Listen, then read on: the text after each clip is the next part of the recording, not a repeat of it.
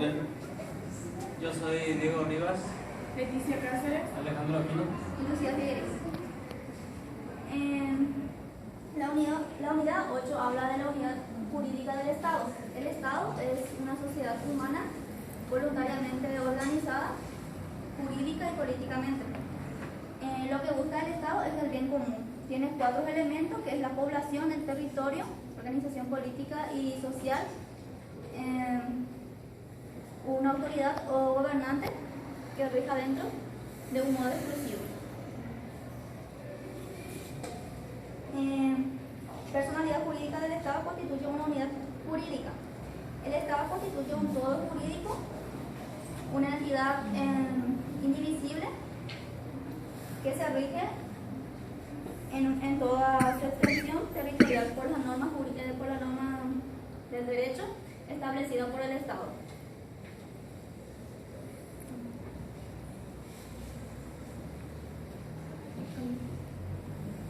Yo les voy a hablar de las formas del Estado según el territorio.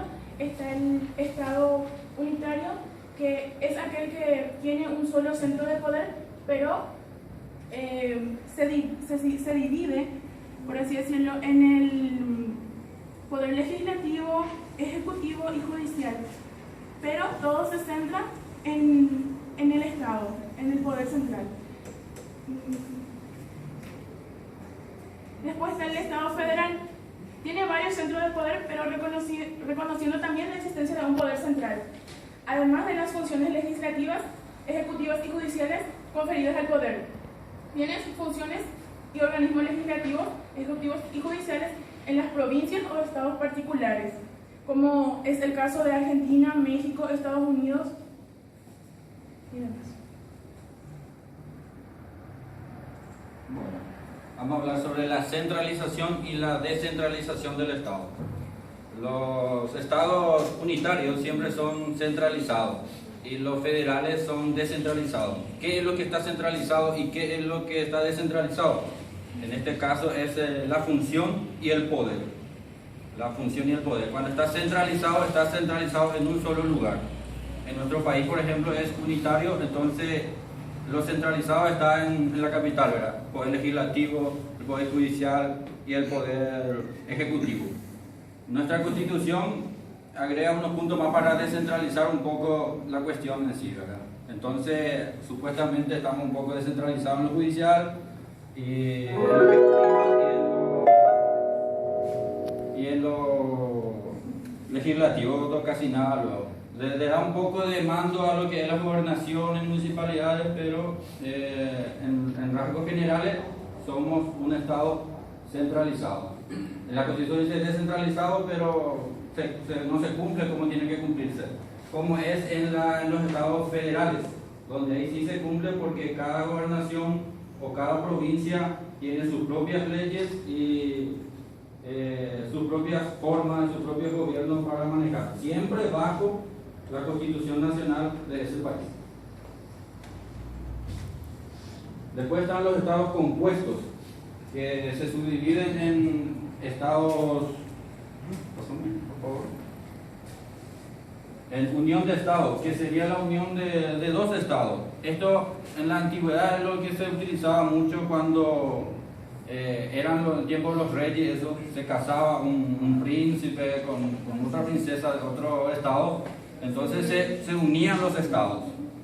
Pero esto no significa también que uno al unirse ya perdía su nacionalidad, la gente que vivía en esos estados. Siempre ellos mantenían sus mismas leyes, pero para un tercero ellos figuraban como un solo estado. La confederación. La confederación de estados es una asociación, alianza o liga de varios estados determinados para un fin determinado,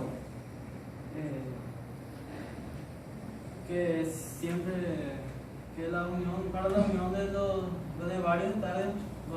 varios estados, todos los países deben ser independientes, no deben depender de otros, como yo entiendo. Generalmente se forman por actos de razones políticas y obedecen a intereses regionales, como ser protección mutua, la defensa de la paz y el comercio entre todos los países que están asociados a la alianza. Su naturaleza está en el pacto de varios estados que internacionalmente siguen siendo independientes, pero que se unen estratégicamente y momentáneamente para un fin determinado, como ser acá que tenemos el ejemplo que es la unión de la liga, que por ejemplo la Liga Árabe, que se unen para luchar contra el Estado de Israel.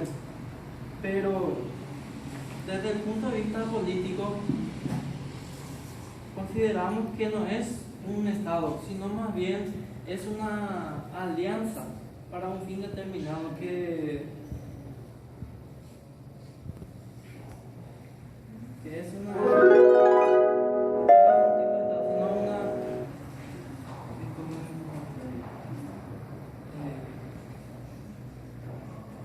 según el derecho político se considera que no es un derecho político, sino más bien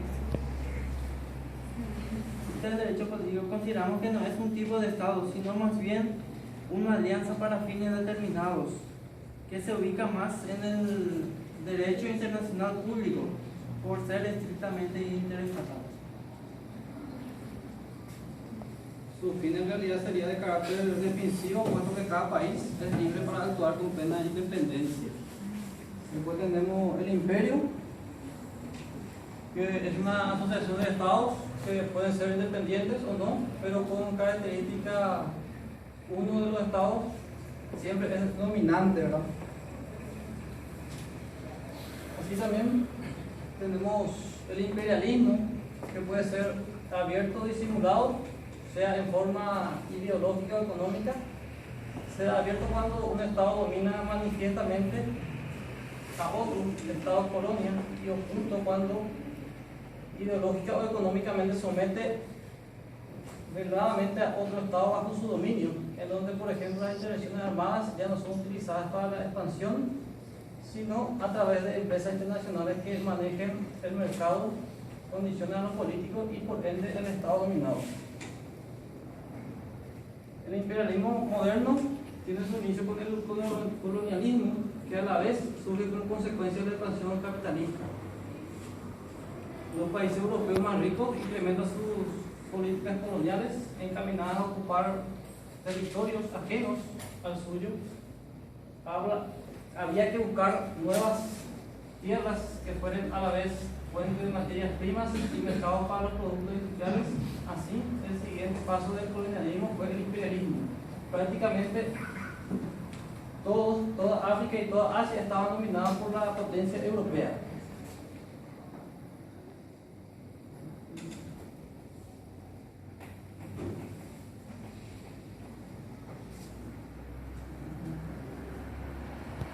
El imperialismo moderno surgió como consecuencia de la expansión capitalista y tiene su origen con el colonialismo. Así también tenemos otro estado, o sea, los imperios como modelo que tenemos, los clásicos, el imperio babilónico, el imperio romano, entre otros, en donde cada uno en su época intentaron someter al mundo, moviendo principalmente las invasiones militares para el efecto.